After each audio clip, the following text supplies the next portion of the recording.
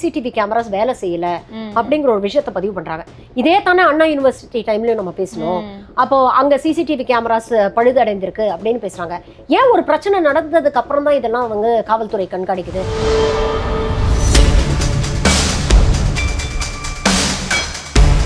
கண்காணிக்கிறதுக்கு தான் CCTV camera. ஆனா இப்பெல்லாம் குற்றம் நடந்ததுக்கு அப்புறம் சிசிடிவி கேமரா ஃபுட்டேஜை வச்சு அதை ரீகன்ஃபார்ம் பண்றதுக்கு யூஸ் பண்றாங்க. அது இல்ல பர்பஸ். அப்போ சிசிடிவி கேமரா ஒர்க் பண்ணுதா இல்லையா அப்படிங்கறத என்ஷூர் பண்ண வேண்டியது காவல்துறையோட கடமை.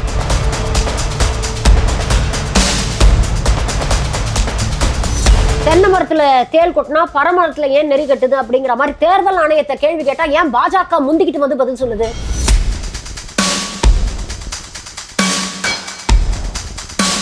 சரி, விஜய் ஒரு அடி வாங்கிட்டாரு, இதுக்கப்புறம் விஜய் நம்ம கூட்டணிக்கு வருவாரு பாருங்க, தாவேகா கொடி அசையுது, பிள்ளையார் சொல்லி போட்டோம் அப்படின்லாம் பேசி பார்த்தாங்க.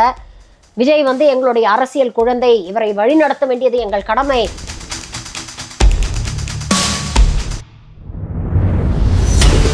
ஆறரை கோடி வாக்காளர்களுடைய நலன் சார்ந்து ஒரு கட்சி ஒரு கூட்டம் நடத்துது. அதுல வந்து உன்னுடைய கருத்தை பதிவு பண்றதுக்கு உனக்கு கசகுது. அவன் நீ யார் பக்கம் நிக்கிற? உன் கொள்கை எதிரி பக்கம் நிக்கிறியா இல்ல தமிழ்நாட்டு மக்கள் பக்கம் நிக்கிறியா நீ? அப்ப இங்க யார் ரெட்டை வேஷம் போடுறா? யார் நாடகம் ஆடுறா?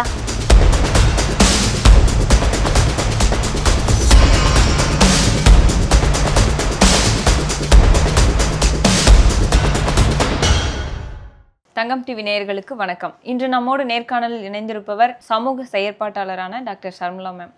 அவங்களோட அரசியல் விவகாரங்களை பத்தி பேசுவோம். வணக்கம் மேம். வணக்கம். எப்படி இருக்கீங்க மேம்? நல்லா இருக்கேன். நீங்க எப்படி இருக்கீங்க? நல்லா இருக்கேன் மேம். மேம், இப்போ கோவையில் கூட்டு பாலியல் வன்கொடுமை நடந்தது இல்லையா, இதுக்கான மெயின் ரீசன் வந்து ஒழுங்கான பாதுகாப்பின்மை தான் காரணம் அப்படின்ற மாதிரி பாஜகவில் வந்து சொல்லியிருக்காங்க. நிறைய பேர் அந்த மாதிரி தான் சொல்கிறாங்க. இதை பற்றி உங்களோட கருத்து என்ன மேம்? பாஜக சொல்லியிருக்கிறாங்க அப்படிங்கிறது அடுத்தது வருவோம். ஏன்னா அவங்க வந்து எதிர்கட்சி ஆளக்கூடிய மாநிலங்களில் நடந்தால் வந்து நிறைய பேசுவாங்க. ஆனால் அவர்கள் ஆளக்கூடிய மாநிலங்களில் இதை விட படுபயங்கரமான பாலியல் குற்றங்கள் நடக்கும் பொழுதெல்லாம் நவத்வாரத்தையும் மூடிட்டு உட்காந்துருப்பாங்க. அதனால் அது அப்புறம் பேசுவோம். ஆனால் முதல்ல நீங்கள் பாதுகாப்பு இஷ்யூஸ் அப்படின்னு கேட்டிங்களே, அதுலேயே எனக்கு நிறைய கேள்விகள் இருக்குது. உதாரணத்துக்கு இன்னைக்கு இந்த சம்பவத்தில் கூட நீங்கள் பார்த்தீங்கன்னா அந்த லொக்கேஷனுடைய அந்த ஃபுட்டேஜஸ் எல்லாம் நம்மளால மீடியாவில் பார்க்க முடியுது. அது இல்லாமல் என்னோட நிறைய ஃப்ரெண்ட்ஸ் கோயம்புத்தூரில் இருக்காங்க, ஜேர்னலிஸ்ட் நிறைய பேர்கிட்ட கூட நான் பேசினேன், அங்கே படிக்கக்கூடிய பசங்க கிட்ட கூட பேசினேன். அவங்க என்ன சொல்கிறாங்கன்னா, இந்த ஏரியாவே கொஞ்சம் டெசர்டட் தான், ஏர்போர்ட்டுக்கு பின்னால் இருக்கக்கூடிய ஒரு பெரிய காலி கிரவுண்ட் இருக்குது. ஹவுசஸ் கூட நீங்கள் பார்த்தீங்கன்னா ரொம்ப ஸ்பார்ஸ்லி பாப்புலேட்டடாக தான் இருக்குது. ஒரு ஃபியூ ஹவுசஸ் இருக்குது. இரவு நேரங்களில் அங்கே என்ன அளவுக்கான பாதுகாப்பு இருக்கும் அப்படிங்கிறது நமக்கு தெரியல. அப்போது அது ஒரு பெரிய ஒரு இதுவாக இருக்குது. இந்த லொக்கேஷனே வந்து ரொம்ப ஒரு வல்னரபிள் ஒரு லொகேஷனா இருக்கு. நம்பர் 1. இன்னைக்கு டிஜிபி அவர்கள் கொடுத்த பிரஸ் மீட்ல வந்து கேள்வி கேட்கறாங்க. அப்ப சொல்றாங்க அங்க இருக்கக்கூடிய பல சிசிடிவி கேமராஸ் வேலை செய்யல அப்படிங்கிற ஒரு விஷயத்தை பதிவு பண்றாங்க. இதே தானே அண்ணா யூனிவர்சிட்டி டைம்லயும் நம்ம பேசணும். அப்போ அங்க சிசிடிவி கேமராஸ் பழுதடைந்திருக்கு அப்படின்னு பேசுறாங்க. ஏன் ஒரு பிரச்சனை நடந்ததுக்கு அப்புறம் தான் இதெல்லாம் அவங்க காவல்துறை கண்காணிக்குது? அப்போ நீங்க ரெகுலரா பண்ண வேண்டியது இது காவல்துறையோட கடமை இல்லையா? சிசிடிவி கேமரா எல்லாம் ஒழுங்கா வேலை செய்தா இப்படிப்பட்ட ஒரு இருட்டு ஏரியா. இன்னொரு விஷயம் என்ன சொல்றாங்கன்னா, தொடர்ந்து இந்த மாதிரி ஆண்கள் பெண்கள் வந்து சந்திக்கக்கூடிய ஒரு இடமா, அது ஒரு லவர் ஸ்பாட்டா இருக்கு அப்படிங்கிறத வெளிப்படையா சொல்றாங்க நிறைய பேர். இன்னும் கொஞ்சம் நாகரிகமா சொல்றாங்க வச்சுக்கோங்களேன். அப்படிப்பட்ட ஒரு இடம் அப்படின்னு சொல்றாங்க. டிஜிபியோட பிரஸ் மீட்ல அவர் சொல்றாரு, அங்க வந்து இந்த மாதிரி நிறைய பேர் வராங்க அப்படிங்கிறதுக்காக ஆல்ரெடி 2 பேட்ரோல் காரும் 5 போலீஸ் பீட்டும் இருக்கு அப்படின்னு சொல்றாங்க. 5 போலீஸ் பீட்டும் 2 பெட்ரோல் காரும் இருக்கிற இடத்துல எப்படி இப்படி ஒரு குற்றம் நடக்குது? அப்ப என்ன பண்ணிட்டு இருந்தாங்க அவங்க அந்த இரவு நேரத்துல? இப்ப போலீஸ் வந்து தொடர்ந்து அங்க ஒரு போலீஸ் அவுட் போஸ்ட் இருக்கு, அங்க ரெகுலரா போலீஸ் இருக்கிறாங்க அப்படின்னா நீங்க இந்த மாதிரி வரக்கூடியவங்களை நீங்க வந்து அவங்களுக்கு அட்வைஸ் பண்ணி அனுப்ப வேண்டாமா? இந்த மாதிரி இரவு நேரங்கள்ல தயவு செஞ்சு இங்க வராதிங்க, இது வந்து ஒரு மாதிரி டேஞ்சரஸான ஏரியா, ஆன்டி சோஷியல் எலிமெண்ட்ஸ் இருக்கக்கூடிய ஏரியா, உங்களுக்கு ஆபத்து வரும், எந்நேரமும் போலீஸ் வந்து உங்க பின்னால நின்று பாதுகாத்துக்கிட்டு இருக்க முடியாது, அதனால நீங்க கேர்ஃபுல்லா இருக்கணும் அப்படின்னு அட்வைஸ் பண்ணி அனுப்பணும்ல அங்கேருந்து. அப்போ 2 பெட்ரோல் காரும் 5 போலீஸ் பீட்டும் இருந்தும் என்ன பண்ணிட்டு இருந்தாங்க அப்படிங்கிற கேள்வியை நம்ம கேட்க வேண்டியிருக்குல்ல. இன்னொரு சேனல்ல என்ன சொல்றாங்கன்னா, இந்த மாதிரி தொடர்ந்து இந்த குறிப்பிட்ட இந்த பெண்ணையும் ஆணையும் 3 மாசமா அவங்க நோட்டம் விட்டு தான் இதை பண்ணியிருக்கிறாங்க அப்படிங்கிற மாதிரி ஒரு சேனல்ல வந்து பதிவு பண்ணியிருக்காங்க. ஆனா அதை டிஜிபி மறுக்கிறாரு. அவர் சொல்றாரு, இல்ல இது வந்து இவங்க வேற எங்கேயோ ஒரு இடத்துல வந்து மதுரையில எங்கேயோ கொள்ளையடிச்சிட்டு அங்கேயிருந்து ஒரு பைக்கை திருடிட்டு வந்திருக்கிறாங்க, ஃபுல்லா இன்டாக்சிகேட்டடா இருந்திருக்காங்க போல இருக்கு.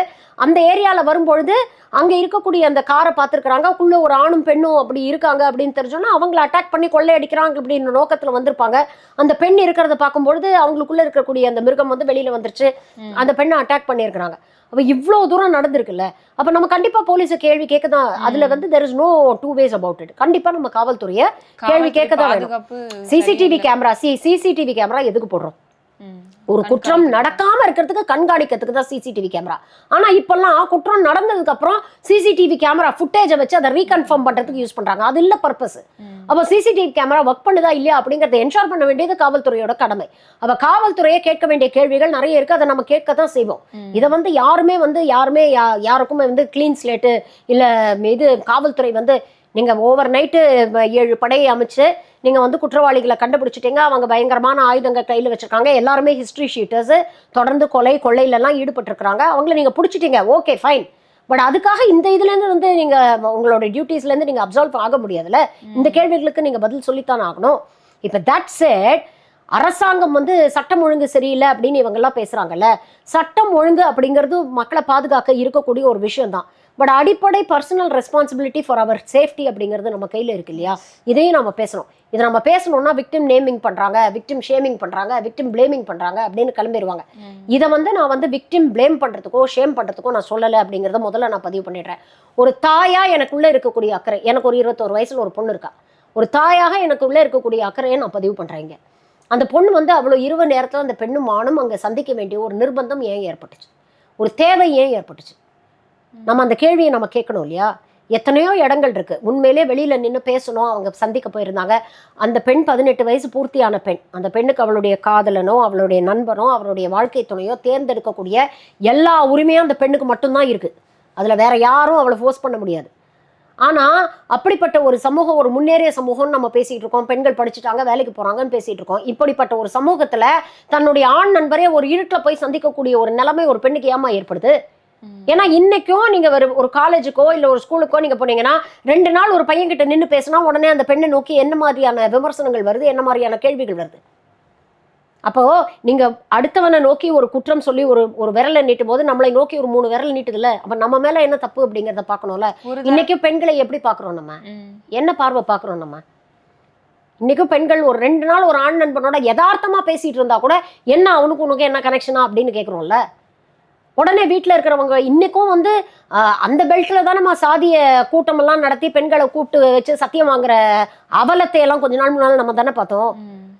அப்ப நீங்க என்ன பண்றீங்க? நீங்க வந்து பெண்களை வந்து நீங்க எந்த அளவுக்கு உங்க கண்ட்ரோல்ல வச்சுக்க முடியுமோ அந்த வைக்கிறீங்க. அப்போ அந்த பெண்களுக்கு வந்து பாவமா குழந்தைங்க let them be themselves. ஒரு வயசை தாண்டும் போது ஆணாக இருந்தாலும் சரி பெண்ணாக இருந்தாலும் சரி அவங்களுக்கு உடல் ரீதியான உளவியல் ரீதியான மாற்றங்கள் வரத்தான் செய்யும். அதை எப்படி எதிர்கொள்ளணும் அப்படிங்கறத அவங்களுக்கு கத்துக் கொடுக்கணுமே தவிர அவங்கள பொத்தி நீங்க வீட்டுல வச்சுக்கிட்டு இருந்தீங்கன்னா அவனும் கத்துக்க மாட்டான், அடுத்தவனும் கத்துக்க மாட்டான். அப்போ இந்த மாதிரி ஒரு இக்கட்டான சூழ்நிலையில போய் மாட்டிக்கிறாங்க. அந்த பையனுக்கு உண்மையிலேயே அந்த பையன் வந்து ஜெனிவனா அந்த பெண் மேல அக்கறை இருந்தது. இவ்வளவு தூரம் இவங்க அட்டாக் பண்ணி அந்த பையனுக்கு 28 இடங்கள்லயும் என்னமோ காயமாமா. அப்படி இருந்தும் அந்த குழந்தை போய் போலீஸ்ல வந்து மயக்கத்துல இருந்து எழுந்துதான் போலீஸ்க்கு அப்ப எழுந்தோன்ன கூட தன்னை காப்பாத்திக்கணும் அப்படிங்கிற ஒரு இது மட்டும் நினைக்காம அந்த பொண்ணை பத்தியும் அந்த பொண்ணையை காப்பாத்தணும் அந்த பையன் நினைச்சால. உண்மையிலேயே நல்ல குணம் இல்ல அது. அந்த பையனை நான் பாராட்டுறேன். அவ்வளோ பிரச்சனைகள்லயும் அந்த பையன் வந்து போலீஸை கான்டாக்ட் பண்ணி அந்த பொண்ணை சேவ் பண்றதுக்கான முயற்சிகள் எடுத்தான்ல. உண்மையிலேயே அதை நம்ம அப்ரிஷியேட் பண்ணோம். அப்ப நல்ல குழந்தைகள் எல்லாருமே நல்ல குழந்தைங்க தாமா. நம்ம போட்டு அடக்கி அவங்கள வந்து ஒரு சொசைட்டினா அதில் ஆண்கள் இப்படி தான் இருக்கணும், பெண்கள் இப்படி தான் இருக்கணும்னு அவங்க மேலே ப்ரெஷரை போட்டு தானே இப்படி. இப்போ நீங்கள் ஃப்ரீயாக அந்த குழந்தைக்கு வந்து நீங்கள் வந்து இந்த சொசைட்டி வந்து அவளுக்கான ஃப்ரீடமும் அவளுக்கான ரெஸ்பான்சிபிலிட்டியும் அவளுக்கு கற்றுக் கொடுத்துருந்ததுன்னா இப்படி ஒதுக்குப்புறமா போய் மீட் பண்ண வேண்டிய அவசியமே அந்த குழந்தைக்கு கிடையாது. இது தள்ளப்பட்டதே இந்த சமூகம் தான் இதுக்கான. எனக்கு அதுதான் இதைத்தான் நம்ம பேசி இதெல்லாம் ஒரு சோஷியல் இஷ்யூ அப்படிங்கறத தான் தொடர்ந்து பேசி. இன்னைக்கும் ஒரு பிற்போக்குத்தனமான சிந்தனைகளை விதைக்கக்கூடிய ஒரு ஆணாதிக்க சமூகத்துல தானே நம்ம வாழ்ந்துட்டு இருக்கோம். நீங்க பெண்களை தெய்வமாலாம் மதிக்கவே மாட்டான், மனுஷியா மதிங்க போதும் அப்படின்னு தானே நம்ம சொல்றோம். அது எனக்கு ரொம்ப வருத்தமாக இருக்கு. இவன் ஏன் அங்க போனா, இவன் ஏன் புதற்குள்ள போனா, இந்த கேள்விகள்லாம் தயவு செஞ்சு கேட்காதீங்க. அதுவும் கேட்க வேண்டிய நேரமே கிடையாது இது. அந்த குழந்தையோட பெற்றோர் என்ன மனவேதனையில் இருப்பாங்க யோசிச்சு பாருங்க. அந்த குழந்தைய பெத்தவங்க, அவங்க ஃபேமிலி, அவங்களுடைய மனசை யோசிச்சு பாருங்க. இன்னைக்கு ஒட்டுமொத்த தமிழ்நாடும் பேசுது அப்படின்னா அவங்க எவ்வளவு தூரம் அவங்க கஷ்டத்தை அண்டர்கோ பண்ணுவாங்க. அந்த பொண்ணு விரும்பியா இந்த மாதிரி எல்லாம் நடக்கும் அப்படின்ட்டு தெரிஞ்சாமா போயிருக்கும். ஏதோ ஒரு அந்த வயசுக்கே உண்டான ஒரு ரிஸ்க் டேக்கிங் பிஹேவியர். இந்த அளவுக்கு தைரியம் எப்படி வந்தது? இப்போ போலீஸ் அந்த மாதிரி ஒரு காவல்துறை இருந்திருந்தா அந்த இடத்துல ஒரு பயம் வந்து அவங்க வந்து அந்த மாதிரி பண்ணியிருக்க மாட்டாங்க. அதுதான் காரை உடைச்சி தூக்கிட்டு போற அளவுக்கு அப்ப அந்த பாதுகாப்பு எங்க அவனுங்க வந்து ஹிஸ்டரி ஷீட்டர்ஸ்மா, அவங்க கொலையே பண்ணியிருக்கிறாங்க அப்படிங்கிறாங்க. காரை ஓடிக்கிறது உங்களுக்கு பெரிய விஷயமா? அவனுங்க ஏற்கனவே ஏகப்பட்ட விஷயங்களை பண்ணிட்டு தானே திருட்டு பைக்கை தூக்கிட்டு தானே வரானுங்க. அப்போ அதே ஒருத்தனா இருந்தாலே இவ்வளவு வழிச்சாட்டு, இது 3 பேர் சேர்ந்து இருந்திருக்காங்க, எல்லாரும் வயசு பசங்க. அவங்க ஏன் அதை பத்தி யோசிக்க போறாங்க? ஜெயிலுக்கு போயிட்டு வந்துட்டு இருக்கிறவங்க ஹிஸ்டரி ஷீட்டர்ஸ்ங்கிறாங்க, அடிக்கடி ஜெயிலுக்கு போயிட்டு பெயில்ல வந்துட்டு இருக்கிறவங்க. அவங்களுக்கு அவங்க ஏன் அதை பத்தி எல்லாம் யோசிக்க போறாங்க? அவங்களுக்கு ஒரு ஆப்பர்ச்சுனிட்டி கிடைச்சிருச்சு, ஒரு வல்னரபிள் டார்கெட் கிடைச்சிருச்சு. சரி, இது வந்து சாதாரணமா ஒரு வெட்ட வெளிச்சத்துல 4 பேர் புழங்கக்கூடிய இடத்துல இது நடந்திருக்காதுல்ல. ஒரு பொதுக்குப்புறமான இருக்கிற இடம், அங்க சிசிடிவி வேலை செய்யல, ஒரு ஆணும் பெண்ணும் தனியா மாட்டுறாங்க. 3 பேர்கிட்ட இருந்து அந்த பெண்ணை அந்த ஆணால எப்படி காப்பாற்ற முடியும்? யோசிச்சு பாருங்களேன். பிராக்டிகலாவே நீங்க யோசிச்சு பாருங்களேன். கையில அருவாள் கத்தி எல்லாம் வச்சிருக்காங்க, 28 இடத்துல வெட்டியிருக்காங்க அந்த பிள்ளை. அந்த பிள்ளை உயிரோடு இருக்கிறதே பெரிய விஷயம். It's a blessing. அவ்வளவு தூரம் அந்த பையனை காயப்படுத்தியிருக்காங்க. அந்த பையனால எப்படி இந்த பொண்ணை பாதுகாக்க முடியும்? 19 வயசு பொண்ணுமா, 25 வயசு 30 வயசு 3 ஆண்கள். நம்ம வந்து நீங்க சிம்பத்தைஸ் பண்ணலனாலும் பரவாயில்ல, தயவு செஞ்சு don't do that victim blaming or shaming. That is அதுவும் இப்போ தயவு செஞ்சு பண்ணாதீங்க. ஒரு தாயா அட்வைஸ் பண்ணலாம், ஒரு தந்தையா நம்ம அட்வைஸ் பண்ணலாம். அது இப்போ இல்ல நேரம். This is not the time for that. இப்போ அந்த குழந்தைக்கு தேவை வந்து உடல் ரீதியாக அவளுடைய ரணங்களுக்கான காயத்துக்கான மருந்து தேவை, உளவியல் ரீதியாக அவளுக்கு சப்போர்ட் தேவை. அதை கொடுக்கக்கூடிய ஒரு முயற்சியில தான் இந்த சமூகத்துல இருக்கக்கூடிய ரெஸ்பான்சிபிள் சிட்டிசன்ஸ் இருக்கும். This is not the time to do postmortem. Yes ma'am. Okay ma'am. Ma'am, இப்போ தேர்தல் ஆணையம் வந்து எஸ்ஐஆர் என்று சொல்லக்கூடிய வாக்காளர் சிறப்பு தீவிர திருத்த பணியை வந்து நம்ம தமிழ்நாட்டில் தொடங்கியிருக்கிறாங்க. இதுக்கு திமுக வந்து ரொம்பவே எதிர்ப்பு தெரிவிக்கிறாங்க. இதை பத்தி உங்களோட கருத்து என்ன மேம்? எதிர்ப்பு வந்து இன்னைக்கு தெரிவிக்கல. இந்த எஸ்ஐஆரை இவங்க பீகார்ல கொண்டு வந்த போதே நான் வந்து எதிர்ப்பை தெரிவிச்சுட்டு இருக்கோம். எஸ்ஐஆரை எதிர்க்கிறோம் அப்படிங்கிறது கிடையாது. இங்க வந்து வருஷம் ஸ்பெஷல் சம்மரி ரிவிஷன் நடந்துகிட்டு தான் இருக்கு. வருஷ பிகினிங்ல ஜனவரியில அது பண்ணுவாங்க. அதே மாதிரி ஜனவரி 2025 அதை பண்ணி 6,37,00,000 வாக்காளர்கள் தமிழ்நாட்டில் இருக்கிறாங்க அப்படிங்கறத சொல்லியிருக்காங்க. இப்போ அவசரமா ஒரு ஸ்பெஷல் இன்டென்சிவ் ரிவிஷன் எதுக்கு பண்றீங்க அப்படிங்கறத நம்மளுடைய கேள்வி. ஒரே மாசத்துல 6,37,00,000 வாக்காளர்களை ஒரு 63,000 பேரை வச்சு நீங்க வந்து படிவங்களை கொடுத்து அதை வந்து அவங்க ஃபில்அப் பண்ணி அதை அவங்க ஒரு மாசத்துல திரும்ப கலெக்ட் பண்ணிட்டு வரணும்னா 63,000 பேர் 6,30,00,000 வாக்காளர்கள், கிட்டத்தட்ட ஒருத்தர் வந்து 1000 பேருக்கு இந்த படிவத்தை கொடுக்கணும். 1000 பேருக்கு கொடுத்துட்டு அதை செக் பண்ணி அவங்க திரும்பி வாங்கணும். Is it practically possible? நீங்க யோசிச்சு பாருங்க. ஒரு மாசத்துக்குள்ள எல்லாருக்கும் கொண்டு போய் சேர்க்க முடியுமா? இதுல ஒவ்வொருத்தருக்கும் இண்டிவிஜுவலாக இருக்கு இந்த படிவம். It is not a general application form. ஒரு அப்ளிகேஷன் ஃபார்மை தப்பா எழுதிட்டோம்னா அதை தூக்கி போட்டு இல்ல ஜெராக்ஸ் எடுத்து இன்னொரு அப்ளிகேஷன் ஃபார்ம் கிடையாது. ஒவ்வொருத்தருக்கும் ஸ்பெசிஃபிக்கா ஒரு அப்ளிகேஷன் ஃபார்ம். இதுல நீங்க ஏதாவது தப்பா நீங்க ஃபில்அப் பண்ணிட்டீங்கன்னா உங்களுடைய அப்ளிகேஷன் ஃபார்ம் ரிஜெக்ட் ஆயிடும். இதை நீங்க இன்கம்ப்ளீட்டா ஃபில்அப் பண்ணி கொடுத்தீங்கன்னா உங்களோட அப்ளிகேஷன் ஃபார்ம் ரிஜெக்ட் ஆயிடும்னா you will be off the voter list. Revision அப்படின்னா என்ன?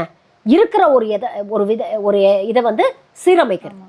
Something like reforming. ஒரு பேசிக் ஸ்ட்ரக்சர் இருக்கு. அதை தான் வருஷம் பண்ணிட்டு இருக்கோம். ஒரு டிராஃப்ட் எலக்ட்ரல் ரோல், ஒரு பேசிக் எலக்ட்ரல் ரோல் இருக்கும். இதுல வந்து புதுசா வரக்கூடிய ஓட்டர்ஸை வந்து நம்ம சேர்க்கிறோம்.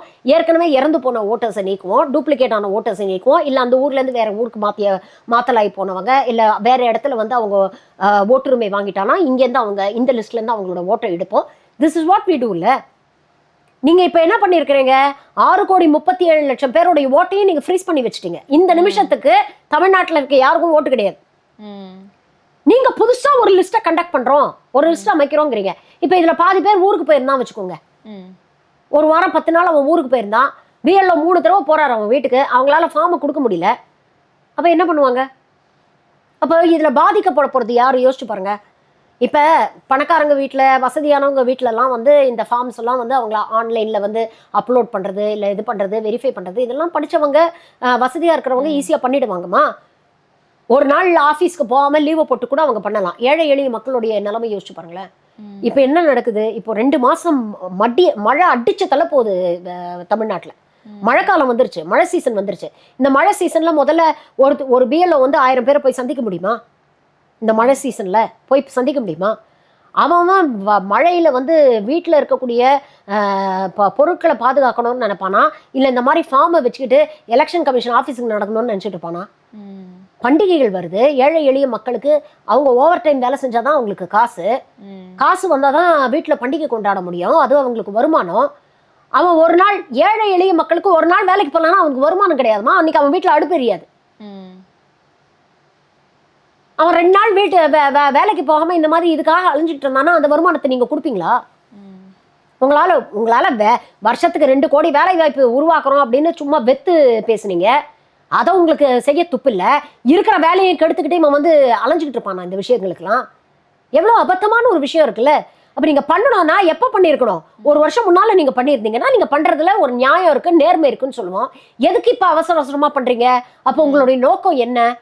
இப்போ இதுல வந்து விடுபடக்கூடிய வாக்காளர்கள் யாரா இருப்பாங்க யோசிச்சு பாருங்க.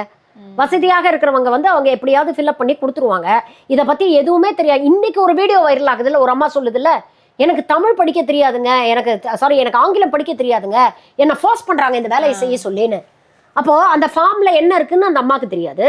இந்த ஃபார்மை கொண்டு போய் கொடுக்கக்கூடிய அந்த வாக்காளர் அவர் படிக்காதவரா இருந்தா அவர் விளக்கம் கேட்டா அந்த அம்மாவால சொல்ல முடியாது. எப்படிமா ஃபில்அப் பண்ணுவாங்க? எவ்வளவு விஷயங்கள் இருக்கு இதுல, பிராக்டிக்கல் டிஃபிகல்டிஸ் எவ்வளவு விஷயங்கள் இருக்கு. இதெல்லாம் இவங்க உணர்ந்துதான் பண்றாங்களா, தெரிஞ்சுதான் பண்றாங்க? அப்போ இவங்களுடைய நோக்கம் என்ன? யாரு விடுபடுவாங்க? இப்படி செஞ்சு இப்ப பீகார்ல இந்த மாதிரி செஞ்சு தானே அவசர அவசரமா ஒரு டிராஃப்ட் எலக்ட்ரல் ரோல்னு ஒண்ணு ரிலீஸ் பண்ணாங்க. 65 லட்சம் வாக்காளர்களை அதுல இருந்து நீக்காங்க. அந்த 65 லட்சம் வாக்காளர்ல எத்தனை பேர் வசதியான வீடு இல்ல பின்னணியை சேர்ந்தவங்க? எல்லாருமே ஏழை எளிய மக்கள், பட்டியலின மக்கள், சிறுபான்மையினர் மக்கள், குறிப்பாக பெண்கள். அப்போ உங்களுடைய டார்கெட் என்ன? யாரெல்லாம் பிஜேபிக்கு ஓட்டு போட மாட்டானோ அவனை எல்லாம் நீங்க வந்து டார்கெட் பண்ணி அடிக்கிறீங்க அதானே? இப்போ 65 லட்சம் பேர்ல கூட அங்க இருக்கக்கூடிய சமூக செயல்பாட்டாளர்கள், ஜேர்னலிஸ்ட், எதிர்கட்சிகள்லாம் போராடி ஒரு 27 லட்சம் பேருக்கு வந்து வாக்குரிமையை திரும்ப வாங்கி கொடுத்துருக்காங்க. ஆனா மீதி 40 லட்சம் பேருடைய கதி? ஒரு 40 லட்சம் வாக்கு அப்படிங்கிறது ஒரு அரசியல்ல இருக்கக்கூடிய முடிவில், அந்த தேர்தலுடைய முடிவை தீர்மானிக்கக்கூடிய வாக்குகள் இல்லையா? அதுவும் குறிப்பாக பாஜகவுக்கு எங்கெல்லாம் எதிர்ப்பு ஜாஸ்தி இருக்கோ அங்கெல்லாம் தான் வந்து டிலீஷன் ஜாஸ்தி இருக்கு அப்படின்னு சொல்றாங்க. சரி, அப்படி ஒரு டிராஃப்ட் எலக்ட்ரல் ரோலை ரிலீஸ் பண்ணீங்களே, அதுலயாவது ஒழுங்கா இருந்ததா அப்படின்னு பாத்தீங்கன்னா, செத்து போனவங்களுக்குலாம் நீங்க ஓட்டுக்கு போட்டு வச்சிருக்கீங்க, உயிரோடு இருக்கணும்லாம் செத்து போயிட்டான்னு சொல்லிருக்கீங்க. அவங்கள கூப்பிட்டு வச்சு ராகுல் காந்தி டீ கொடுக்குறாரு. ஒரே வீட்டுல 200 பேர் இருக்கான், 300 பேர் இருக்கான் அப்படின்னு கொண்டு வந்து வைக்கிறீங்க. அப்பம் பேர் என்னடான்னு கேட்டா EFGHன்னு போட்டு வச்சிருக்கீங்க. வீட்டு அட்ரஸ் என்னடான்னு கேட்டா 0ன்னு போட்டு வச்சிருக்கீங்க. இதற்கெல்லாம் ஒரு அபத்தமான விளக்கத்தை தேர்தல் ஆணையர் கொடுக்குறாரு. முதல் கோணல் முற்றிலும் கோணல் அப்படிங்கிற மாதிரி தானே ஆரம்பத்துல இருந்தே இது எல்லாமே வந்து கோணலா தானே இருக்கு. இப்போ தேர்தல் ஆணையம் என்ன சொல்றாங்கன்னா, இந்த வாக்காளர் திருத்த பணி வந்து நல்லது தானே, இப்போ போலியான அந்த வாக்காளர்கள்லாம் எடுக்கிறதுக்காக தானே இது. ஏன் இதுக்கு வந்து பீகார்ல நீங்க போலியான வாக்காளர்கள்லாம் எடுத்துட்டீங்களா? அது பற்றிய தரவுகள் கேட்டா ஏன் கொடுக்க மாட்டேங்கிறீங்க? எத்தனை போலி வாக்காளர்களை எடுத்தீங்க? நீங்க என்ன சொல்லி பீகார்ல SIR நடத்துனீங்க? வெளி நாடுகள், அது பார்டர் ஸ்டேட்டு, மற்ற நாடுகள்ல இருந்தெல்லாம் இதுக்குள்ள ஊடுருவிட்டாங்க அப்படின்னு சொல்லி தானே நீங்க நடத்துனீங்க. அப்படி எத்தனை பேர் ஊடுருவி பொய்யாக வாக்காளர் பட்டியலில் சேர்க்கப்பட்டார்கள் அப்படிங்கிற தரவை இன்னைக்கு வரைக்கும் கொடுத்துருக்கா எலெக்ஷன் கமிஷன்? ஏன் கொடுக்கல? எத்தனை பேர் இந்த மாதிரி பொய்யா வாக்குரிமை வாங்கி வச்சிருக்காங்க அப்படிங்கறத ஏன் வெளியிட மாட்டேங்கிறீங்க? என்ன தயக்கம் உங்களுக்கு வெளியிடத்துக்கு? கேட்போம்ல. இந்த கேள்விக்கெல்லாம் என்னைக்காவது நேர்மையாக வெளிப்படையாக தேர்தல் ஆணையம் பதில் சொல்லியிருக்கா? டிராஃப்ட் எலக்ட்ரல் ரோல்ஸை கொடுங்கன்னா மெஷின் ரீடபிள் ஃபார்மேட்ல கொடுக்க மாட்டேங்கிறான். ஏன் கொடுக்க மாட்டேங்கிறான்? ஏன்னா கிராஸ் செக் பண்ணுவாங்க அப்படிங்கிறது தெரியும். இன்னைக்கு வரைக்கும் ராகுல் காந்தி வெற்ற ஓட்சோரி குற்றச்சாட்டுகளுக்கு பதில் சொல்லியிருக்கிறாங்களா? ஏதாவது ஒரு பொறுப்பான பதில் வந்திருக்குதா? தென்னை மரத்துல தேல் கொட்டினா பரமரத்துல ஏன் நெறி கட்டுது அப்படிங்கிற மாதிரி தேர்தல் ஆணையத்தை கேள்வி கேட்டா ஏன் பாஜக முந்திக்கிட்டு வந்து பதில் சொல்லுது? என்ன பிரச்சனை? எதுக்கு தேர்தல் ஆணையத்தை ஏன் பொத்தி பாதுகாக்கிறீங்க பாஜக? என்ன நோக்கம் உங்களுக்கு? அப்ப உங்களுடைய ஒரு அடியாளா தானே எலெக்ஷன் கமிஷன் ஆஃப் இந்தியால, எடுபடி கமிஷன் ஆஃப் இந்தியாவா வேலை செஞ்சுட்டு இருக்குது. அதைத்தான் தொடர்ந்து கேள்வி கேட்கிறோம். இது அரசியலமைப்பு சட்டத்துக்கு எதிரானது, this is unconstitutional, this is illegal அப்படிங்கிறத சொல்லிதான் இன்னைக்கு வந்து சுப்ரீம் கோர்ட்ல மறுபடியும் திமுக போய் வழக்கு பதிவு பண்ணியிருக்காங்க. மேம், இப்போ அனைத்து கட்சி கூட்டத்தில் பங்கேற்ற தலைவர்கள்லாம் என்ன சொல்லியிருக்காங்க அப்படின்னா, பிஜேபிக்கு எதிரான அந்த வாக்குகளை வந்து நீக்கிறதுக்காக தான் இந்த ஒரு சதி திட்டம் அப்படின்ற மாதிரி சொல்லியிருக்காங்க. ஆனால் பார்த்தோன்னா இப்போ பிஜேபிக்கு ஆப்போசிட்டா அப்படின்னா டிஎம்கே தான் இப்போ பார்க்கும்போது தெரியுது.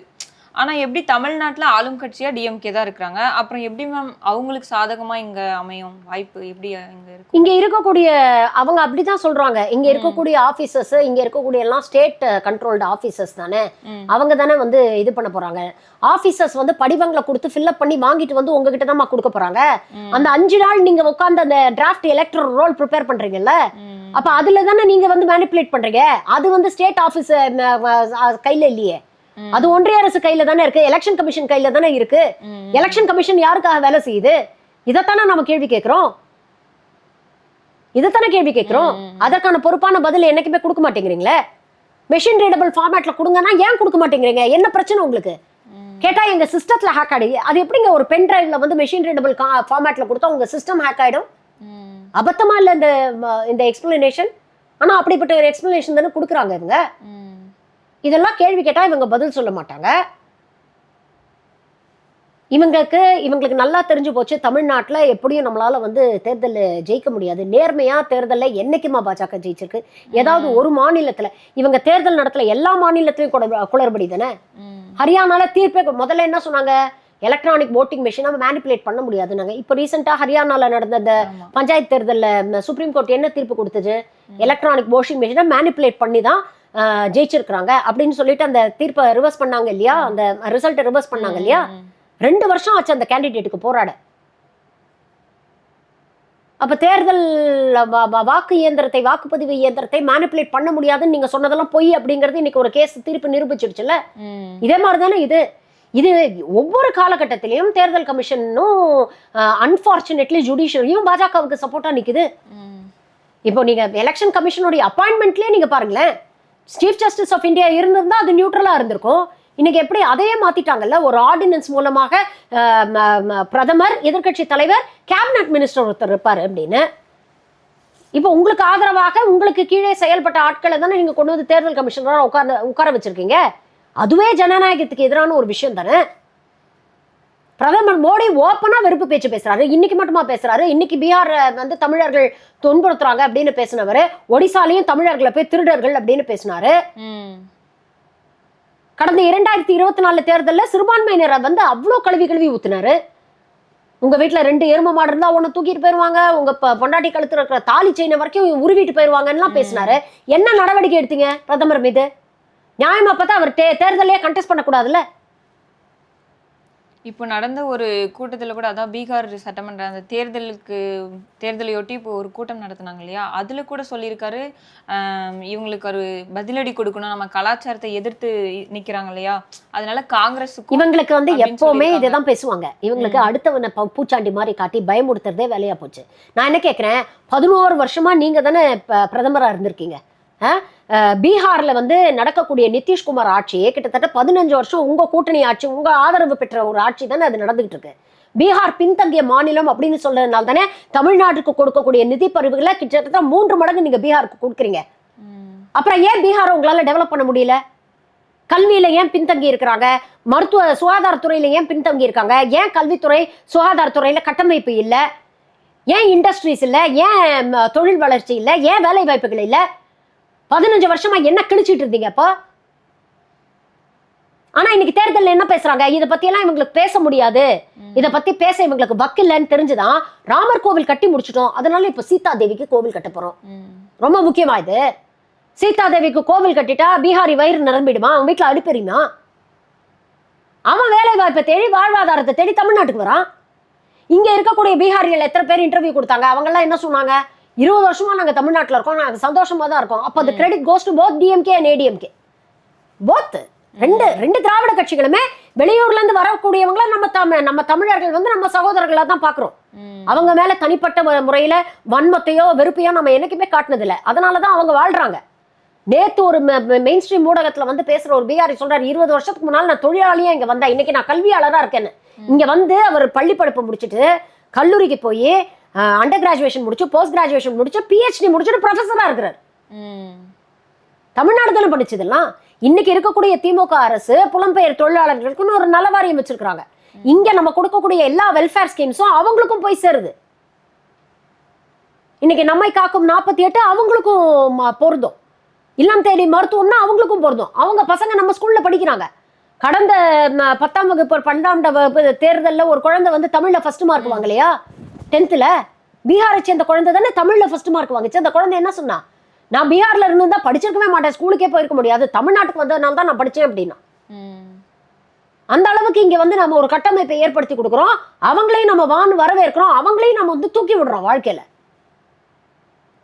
இதெல்லாம் நியாயமா பார்த்தா இவங்க பண்ணியிருக்கணும். பீகார்ல இவ்வளவு நிதியும் தூக்கி கொடுத்துட்டு இன்னமும் அந்த வறுமை கோட்டுக்கு கீழே இருக்கக்கூடியவர்களுடைய சதவிகிதம் எவ்வளவு தெரியுமா பீகார்ல? பர் கேபிட்டா இன்கம்ல நம்ம வந்து நேஷனல் ஆவரேஜை விட டபுள் மடங்கு நாம இருக்கோம். நேஷனல் ஆவரேஜை பாதி கூட அவங்க இல்ல. இதெல்லாம் பண்றதுக்கு துப்பு இல்ல. அப்ப இதெல்லாம் மடை மாற்றணும், இதெல்லாம் வந்து மூடி மறைக்கணும்னா தமிழர்கள் துன்புறுத்துகிறார்கள், தமிழர்கள் திருடர்கள், உங்களுக்கு சீதா தேவி கோவில் கட்டி கொடுக்குறோம். இந்த கீழ்த்தரமான அரசியலை, பிரிவினவாத அரசியலை தான் இவங்க தொடர்ந்து செஞ்சுக்கிட்டு இருக்காங்க. எஸ்ஐஆர் விவகாரம் குறித்து அனைத்து கட்சி கூட்டத்தில் ஏன் விஜய் பங்கேற்கல அப்படின்னு சொல்லிட்டு விஜய் ஒரு இது சொல்லியிருக்காரு. அதாவது எஸ்ஐஆர் குறித்து டிஎம்கே வந்து ரொம்ப போலியாக இருக்காங்க, நாடகம் ஆடுறாங்க அப்படின்ற மாதிரி விஜய் ஒரு இது சொல்லியிருக்காரு மேம். அதை பற்றி உங்களோட கருத்து என்ன? சரி, ஒரு அனைத்து கட்சி கூட்டம் அப்படிங்கிறத ஏன் வந்து கூட்டுறாங்க?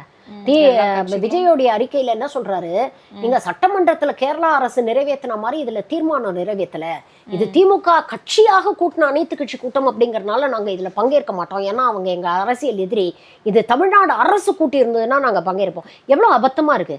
ஒரு அடிப்படை முதல் புரிஞ்சுக்காங்க, அனைத்து கட்சி கூட்டம்னு ஏன் கூட்டுறாங்க? இப்ப சட்டமன்றத்துல தீர்மானம் நிறைவேற்றுறது வந்து ஒரு பெரிய பிரச்சனை கிடையாது. ஆனா சட்டமன்றத்துல எல்லா கட்சிக்கும் ரெப்ரசன்டேஷன் இருக்கா? இல்ல. ஒரு குறிப்பிட்ட கட்சிகள் யாரெல்லாம் ஜெயிச்சு எம்எல்ஏஸ் அனுப்பியிருக்காங்களோ அவங்களுக்கு அங்க ரெப்ரசன்டேஷன் இருக்கு. அவங்க அவங்களோட கருத்தை சட்டமன்றத்தில் பதிவு பண்ண முடியும். ஒரு அனைத்து கட்சி கூட்டம்னு ஏன் கூட்டுறோம்? சின்ன சின்ன கட்சிகள், சட்டமன்றத்தில் ரெப்ரசன்டேஷன் இல்லாத கட்சிகளும் அங்க வந்து பங்கேற்கலாம். அவங்களுடைய கருத்துக்கள், அவங்களுடைய விமர்சனங்களை பதிவு செய்ய, அவங்களுடைய சஜஷன்ஸை பதிவு செய்ய அவங்களுக்கு எல்லா உரிமையும் இருக்கு. அந்த உரிமையை நாம கொடுக்குறோம். அதைத்தானே இன்னைக்கு திமுக பண்ணிருக்கு. இப்ப திமுக கட்சியாக பண்ணி அவங்க அறிவாலயத்தை வச்சு பண்ணியிருந்தாலாவது நீங்க இந்த விமர்சனத்தை வைக்கிறதா? அவங்க ஒரு பொதுவான இடத்துல பண்றாங்க. எல்லா கட்சிகளும் வந்தாங்க, சின்ன சின்ன கட்சிகள் கூட அவங்களோட ரெப்ரசன்டேட்டிவ்ஸ் அனுப்புறாங்க, அவங்க அவங்களுடைய கருத்தை பதிவு பண்றாங்க. உங்களுக்கு என்ன பிரச்சனை? ஆனா அங்கேயுமே இந்த நீங்க உண்மையிலேயே தமிழ்நாடு மக்களுடைய நலனை விரும்பக்கூடியவர்களா இருந்தா போய் உங்களோட கருத்துக்களை பதிவு பண்ண வேண்டியதுதானே? உங்களுக்கு திமுக மீது விமர்சனம் இருந்தா கூட அதை பதிவு பண்ணிட்டு போங்களேன். ஏன் உங்களுக்கு அந்த தைரியமும் திராணியும் வரமாட்டேங்குது? போய் பதிவு பண்ணுங்களேன். இப்ப திமுக கூட்டணியில இருக்கிற கட்சி மட்டுமா வந்தாங்க? தேமுதிக வரலையா அந்த இதுக்கு கட்சிக்கு? அனைத்து கட்சி கூட்டத்துக்கு தேமுதிக வந்தது இல்ல. அவங்க ஒண்ணும் திமுக கூட்டணியில இல்லையே. அப்ப இதுல இருந்தே உங்களுடைய இரட்டை நிலைப்பாடு, உங்களுடைய போலித்தனம் வந்து இன்னைக்கு வெளிப்படுது இல்ல. யாருக்கு பயந்துட்டு நீங்க அனைத்து கட்சி கூட்டத்தை நீங்க புறக்கணிக்கிறீங்க? உங்களுக்கு என்ன பிரச்சனை? உங்களுக்கு தான் கொள்கை எதிரி தானே பாஜக. அப்ப வந்து பதிவு பண்ண வேண்டியது தானே. யார் வருவா அந்த கட்சியில இருந்து? நீங்க சொல்லுங்களேன். கட்சின்னு சொல்றதுலயே முதல்ல எனக்கு உடன்பாடு இல்லை. அந்த கூட்டத்துல இருந்து யார் வருவா? எஸ்ஐஆர் பத்தி பேசுறதுக்கு விவரங்கள் தெரிஞ்ச எவனாவது ஒருத்தன் இருக்கான் அந்த கூட்டத்துல? ஏதாவது ஒரு பிரச்சனைனா எல்லாரும் கூண்டோட அப்படியே தலைமுறை வேடுறாங்க. 20 நாள் வந்து ரேடார்லயே இருக்க மாட்டேங்கிறானுங்க. அதுக்கப்புறம் ஸ்லோவா அப்படியே சிபிஐ கையில கேஸ் போயிடுச்சுன்னு தெரிஞ்சதுக்கு அப்புறம் ஒவ்வொருத்தனா வெளில வரான். இவங்க தானே இந்த வக்ஃப் திருத்த சட்டத்துக்கு எதிராக புஷி ஆனந்த் ஒரு பேட்டி கொடுத்தாரு, பாத்தீங்கல்ல? அதுல கேள்வி கேட்டா அவருக்கு பதில் சொல்ல தெரியல. அப்படிப்பட்ட அரைவேக்காடுகள் தானே அந்த கட்சியில இருக்கிறாங்க. சும்மா உட்காந்து ஒரு அரசியலுக்கு ஒரு அறிக்கை விடுறதுனால வந்து அரசியல் ஆயிடுது. களத்துல இறங்கி மக்களுக்கான விஷயங்களை பதிவு பண்ணுங்க. எஸ்ஐஆர் நீங்க எதிர்க்கிறீங்கன்னா அதை வந்து பதிவு பண்ணிட்டு போக வேண்டியது தானே அனைத்து கட்சி கூட்டத்துல.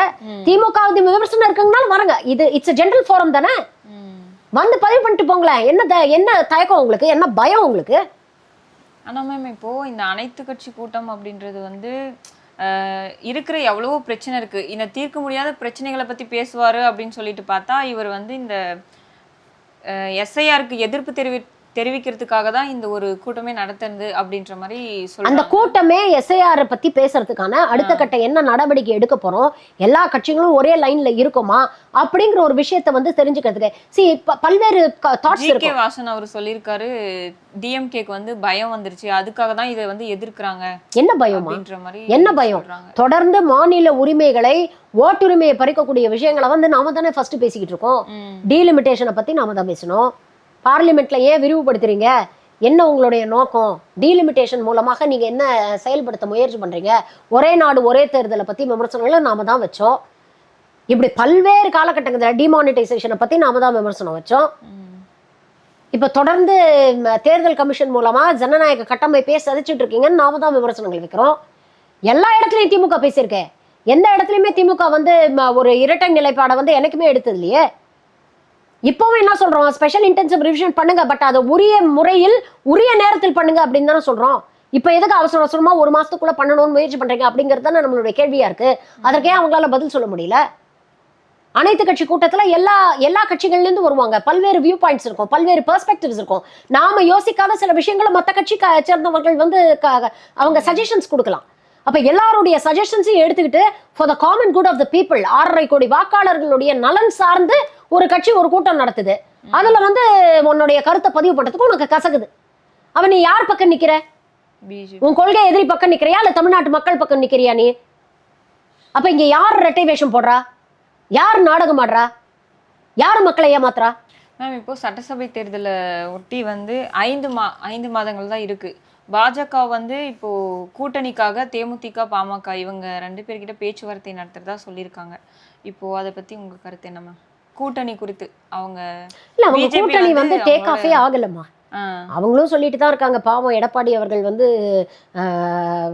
கிட்டத்தட்ட 160 தொகுதிகளுக்கு போயிட்டாருன்னு நினைக்கிறேன். அந்த பரப்புரை மேற்கொண்டிருக்கிறாரு. அவரும் வந்து மேடைக்கு மேடை சொல்றாரு மெகா கூட்டணி அமையும் சொன்னாரு. ஆனா அது ஒன்றும் பெருசா அமையிற மாதிரி தெரியல. ஆரம்பத்திலேயே ஆக்சுவலா நீங்க பாத்தீங்கன்னா நீங்க தொடர்ந்து பாருங்களேன், ஆரம்பத்திலேயே அதிமுக விஜய்க்கு நடுவே ஒரு கூட்டணி அமையும் பேச்சுவார்த்தை நடந்துகிட்டு இருக்கு அப்படின்னு 2 தரப்புல இருந்தும் செய்திகள் கசிய விடப்பட்டது. ஆனா அதுக்கப்புறம் நீங்க பாத்தீங்கன்னா பாஜக நடுவில் பூந்து ஆட்டையை கலைச்சு விட்டானுங்க. எடப்பாடி அங்க கூப்பிட்டானுங்க, இவரும் மாறி மாறி போனாரு. என்ன அழுத்தமோ பாவம் தெரியல. இங்க வந்து இவர் அனௌன்ஸ் பண்றதுக்கு முன்னால கூட்டணி அமித்ஷா அனௌன்ஸ் பண்ணிட்டாரு. அதுக்கப்புறம் இங்க வந்து அவர் ஒரு கத்தி முனையில உட்கார வைக்கிற மாதிரி அவரை கொண்டு போய் உட்கார வச்சு கூட்டணி அனௌன்ஸ் பண்ணாங்க. அந்த கூட்டணியை அனௌன்ஸ் பண்ற அந்த மேடையில கூட எடப்பாடி முகத்துல ஒரு சிரிப்போ ஒரு சந்தோஷமோ ஒரு கான்பிடன்ஸோ இல்லையே. அவர் அமைதியா தானே உட்கார்ந்துருந்தாரு, அவர் பேசவே விடலையே. சரி, ஒரு கூட்டணி ஒன்று அனௌன்ஸ் பண்றாங்க அப்படின்னா அது தொண்டர்கள் மத்தியில, இரு கட்சியுடைய தொண்டர்கள் மத்தியில எவ்வளவு பெரிய ஒரு வரவேற்பை, ஒரு பாசிட்டிவ் எனர்ஜியை ஏற்படுத்தணும். அப்படிப்பட்ட ஒரு பாசிட்டிவ் எனர்ஜியோ வைபோ ஏதாவது ஒண்ணு பாஜக தரப்புலயோ அதிமுக தரப்புலயோ பார்க்க முடிஞ்சுதா? 2 தரப்புலயுமே வந்து இது தேவையில்லாத ஆணியை புடுங்கிட்டு இருக்காங்க அப்படின்னு தானே நினைச்சிட்டு இருந்தாங்க. அதிமுக தொண்டர்களுக்கு இது வேண்டவே வேண்டாம், அந்த சனியனை விட்டு ஒழிச்சிட்டு வந்துட்டீங்க, திரும்ப ஏன் போய் அங்கேயே விழுறீங்க அப்படிங்கிற ஒரு மைண்ட் செட்ல தான் அவங்க இருந்தாங்க. பாஜக தொண்டர்களுக்கு அண்ணாமலையை ஓரம் கட்டினது அவங்களுக்கு ஒரு பெரிய டிசப்பாயின்மெண்ட். எடப்பாடி சொல்லி நீங்க அண்ணாமலையை வந்து பதவியை விட்டு தூக்கிட்டீங்க. இப்போ இன்னைக்கும் அந்த வெறுப்புல தானே அண்ணாமலை சுத்திட்டு இருக்கிறாரு. இன்னைக்கு கூட ஒரு பத்திரிகையாளர் உழுந்து கிடைச்சிருக்கிறார் அந்த ஆளு. அப்ப பாஜக இருக்கிறவங்களுக்கும் இதுல ஒரு பெரிய ஒரு உடன்பாடு இல்ல. தனியா வந்து அண்ணாமலை சொல்ற மாதிரி நம்ம தனியா நின்று இருக்கணும் அப்படிங்கிற ஒரு நிலைப்பாடு இல்லதாங்க. அப்போ ஒரு கூட்டணி வந்து ஒரு கெமிஸ்ட்ரி, ஒரு பாசிட்டிவ் வைப்ரேஷன் எதுவுமே ஏற்படுத்தலையே. அப்படித்தானே இருந்தது அந்த கூட்டணி. அதனால தானே மற்ற கட்சிகளும் உதிரி கட்சிகளும் வந்து சேரணுமா வேணாமாங்கிறதுலயே ஒரு இப்போ பாமக என்ன ஆயிடுச்சு, இதே பாஜகவுடைய சகவாசம் இன்னைக்கு பாமகவையும் செங்குத்தா பிளந்துருச்சுல்ல. அப்பாவுக்கும் பிள்ளைக்கு நடுவுலயே முட்டிட்டு நிக்கிறாங்கல்ல. அவங்க வந்து ஒரு தீர்மானம் எதுவும் எடுக்க முடியாத ஒரு நிலைமையில வந்து நிக்கிறாங்கல்ல. தேமுதிகவை என்ன பண்ணீங்க, ராஜ்யசபா எம்பி சீட்டு தரோம்னு சொல்லி ஏமாத்திட்டீங்க. அவங்களையும் வந்து காலவாரி விட்டீங்க. அந்த ஒரு கசப்பு வந்து அவங்க பிரேமலதா மைண்ட்ல இருக்கத்தானே செய்யும். அப்புறம் எதை நம்பி வருவாங்க கூட்டணிக்கு? சின்ன சின்ன கட்சிகள் கூட இன்னைக்கு இல்லையம்மா. கிருஷ்ணசாமி எல்லாம் எங்க போனாருன்னு தெரியலையே. அப்ப கூட்டணி அமையும்னு சொல்லிட்டு இருக்கீங்க, ஆனா எதுவும் அமையிற மாதிரி தெரியலையே. சரி, இதெல்லாம் நடக்கிறதுக்குள்ள இதெல்லாம் பத்தி பேசிட்டு இருக்கும் போதுதான் கரூர் சம்பவம் வந்து எடப்பாடிக்கு ஒரு பெரிய ரிலீஃபை கொடுத்தது. ஏன்னா அது வரைக்கும் கூட்டணி அமையல எடப்பாடியை போட்டு எல்லா சைட்ல இருந்து அடிச்சிட்டு இருந்தாங்க பாவம். ஒரு கரூர் சம்பவம் வந்து ஒரு மாசம் அவருக்கு ஒரு ரிலீஃப் கொடுத்தது. எல்லாருடைய கவனமும் விஜய் பக்கம் திரும்பிச்சு. அதுக்கப்புறம் என்ன பண்ணாரு, சரி விஜய் ஒரு அடி வாங்கிட்டாரு, இதுக்கப்புறம் விஜய் நம்ம கூட்டணிக்கு வருவாரு பாருங்க, தாவேகா கொடி அசையுது, பிள்ளையார் சொல்லி போட்டோம் அப்படின்லாம் பேசி பார்த்தாங்க. விஜய் வந்து எங்களுடைய அரசியல் குழந்தை, இவரை வழி நடத்த வேண்டியது எங்கள் கடமை, எங்களுக்குள்ள வாங்க, இந்த ஆட்டு மந்தையில வந்து சேர்ந்துக்கங்க அப்படின்னு அழைப்பு கொடுத்து பார்த்தாங்க. ஆனா நேத்து பிறந்த கட்சி கூட உங்களை ஒரு கட்சியா மதிச்சு உங்க கூட கூட்டணி வைக்க மாட்டோம் அப்படின்னு சொல்லிட்டாங்க. அவங்க எங்க நிலைப்பாடுல எந்த மாற்றமும் இல்லைன்னு சொல்லி அவர்களும் வரமாட்டேன்னு அப்படின்னு சொல்லிட்டாங்க. இப்ப அதிமுகல இருந்து வெளியேறக்கூடிய தலைவர்கள் என்ன பண்றாங்க, உதட்ட அளவுல தான் அதிமுக, ஒருங்கிணைந்த அதிமுகவை ஏற்படுத்தணும், ஒருங்கிணைந்த அதிமுக தான் பலம் அப்படின்னு எல்லாரும் பேசுறாங்களே தவிர அதற்கான ஏதாவது முயற்சி அவங்க களத்துல பண்றாங்களா? இன்னைக்கு வெளியேறி வந்து ஓபிஎஸ்ஆ இருக்கட்டும், டிடிவியா இருக்கட்டும், செங்கோட்டையனா இருக்கட்டும், எல்லாரும் யாரும் விமர்சனம் பண்றாங்க? எடப்பாடி பழனிசாமி அவர்களை தானே கடுமையா விமர்சனம் பண்றாங்க. இப்படி விமர்சனம் பண்றதுனால அதிமுக ஒருங்கிணைந்த அதிமுக உருவாயிடுமா? மேலும் மேலும் நீங்க அதிமுக வலுவிழக்க செய்றீங்கல்ல. அப்ப இவங்கெல்லாம் யாருடைய ஏஜென்ட்டா, யாருடைய அசைன்மெண்ட்டை வந்து களத்துல நிறைவேற்றிட்டு இருக்காங்க? I feel sorry for Edappadi Palaniswami. Honestly I feel sorry for him. அவர் இப்ப என்ன மனநிலைக்கு வந்துட்டார்னா, நம்ம சிஎம் ஆக முடியாது அப்படிங்கிறது நமக்கு தெரியும், பட் அட்லீஸ்ட் இந்த பொதுச் செயலாளர் பதவியாவது நம்ம விட்டு கொடுத்துடக்கூடாது அப்படிங்கிற ஒரு மைண்ட் செட்டுக்கு அவர் வந்துட்டார் பாவம். நீங்க வந்து நீங்க கட்சியை ஒரு பக்கம் ஒருங்கிணைந்த அதிமுக உருவானும்னு சொல்றீங்க, ஆனா இன்னொரு பக்கம் அதே அதிமுகவை சேர்ந்த ஒரு தலைவரை நீங்க அவ்வளவு தூரம் விமர்சனம் பண்றீங்க. எந்த அளவுக்கு கீழ்த்தரமா விமர்சனம் பண்ண முடியுமோ, எந்த அளவுக்கு அவருடைய ஆளுமையை சிதைக்க முடியுமோ அதை தானே நீங்க பண்ணிட்டு இருக்கீங்க. அப்ப எப்படி ஒருங்கிணைந்த அதிமுக உருவாகும்? அப்ப என்ன மெசேஜ் நீங்க வந்து அதிமுகவுடைய தொண்டர்களுக்கு என்ன மெசேஜ் நீங்க கடத்துறீங்க? ஏற்கனவே அவங்க வந்து டிஜெக்டடா இருக்கிறாங்க, இங்க எதுவுமே சரியா நடக்க மாட்டேங்குது, நம்ம ஒரு ட்ராக்ஷன் இல்லை அப்படிங்கிற ஒரு டிஜெக்ஷன்ல இருக்கிறாங்க. மேலும் மேலும் உங்களுடைய தலைவருக்கு ஆளுமை இல்லை அப்படின்னு சொல்லி நீங்கள்லாம் விமர்சனம் பண்ணிட்டே இருந்தீங்கன்னா அது மேலும் மேலும் ஐ ஃபீல் சாரி ஃபார் அதிமுகவில் உண்மையிலேயே அந்த அந்த அந்த கட்சியை நம்பி இருக்கக்கூடிய உண்மையான தொண்டர்களுக்கு உண்மையிலேயே ஐ ஃபீல் சாரி ஃபார் தெம். எப்படி இந்த கட்சி இன்னைக்கு எப்படி கூறு கூறா போட்டாங்க பாருங்க, கூறு போட்டு வித்துட்டாங்க. இதைத்தான் சொல்றோம், இந்த பாஜக மாதிரி பாசிச சக்தியை நம்புனா நாசமா போன எத்தனையோ கட்சிகளுடைய வரலாறு இருக்கு, இதை பார்த்து கத்துக்கங்கடா அப்படிங்கறத தொடர்ந்து நம்ம பேசிட்டு இருக்கோம். எத்தனை மாநில கட்சிகளை அழிச்சு பாஜக வந்து ஆட்சியை பிடிச்சிருக்கு அப்படிங்கிறது நமக்கு நல்லாவே தெரியும். இன்னைக்கு அவங்களுடைய அஜெண்டா அதுதான். அவங்களுக்கு நல்லா தெரியும் திமுக கூட்டணி ரொம்ப ஸ்ட்ராங்கா இருக்கு, இந்த கூட்டணியை நம்மளால உடைக்க முடியாது, 2026 திராவிட மாடல் 2.0 அமையும் அப்படிங்கிறது அவங்களுக்கு நல்லாவே தெரியும். ஆனா இப்ப எதிர்கட்சியா யார் வந்து உட்கார்றாங்க அப்படிங்கிறது தான் அவங்களுக்குள்ள இருக்கக்கூடிய ப்ராப்ளம். அப்ப அங்க இருக்கக்கூடிய அந்த அதிமுகவை இன்னைக்கு டோட்டலா காலி பண்ணணும் அப்படிங்கிற ஒரு அசைன்மெண்ட்ல கரெக்டா இறங்கி இருக்கிறாங்க.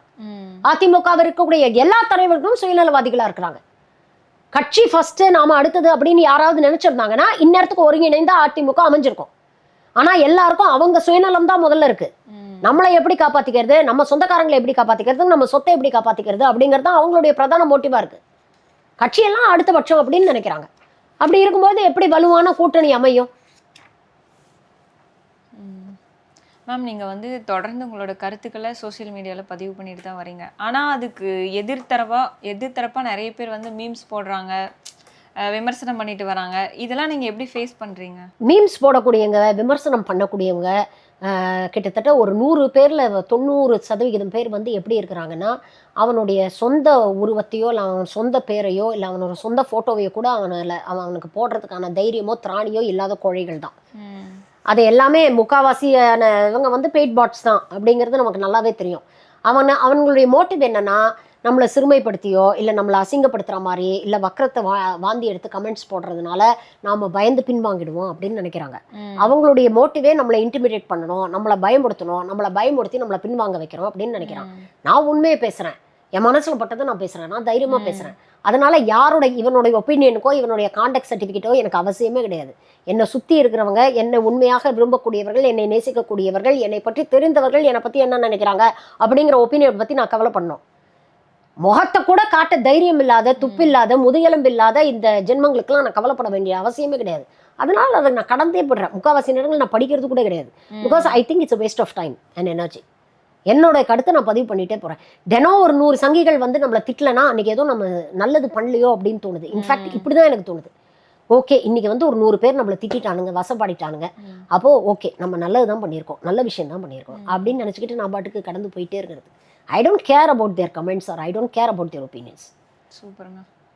இவ்வளோ நேரமாக உங்களோட கருத்துக்களை ஷேர் பண்ணதுக்கு ரொம்ப ரொம்ப நன்றிம்மா. Thank you very much. Thank you.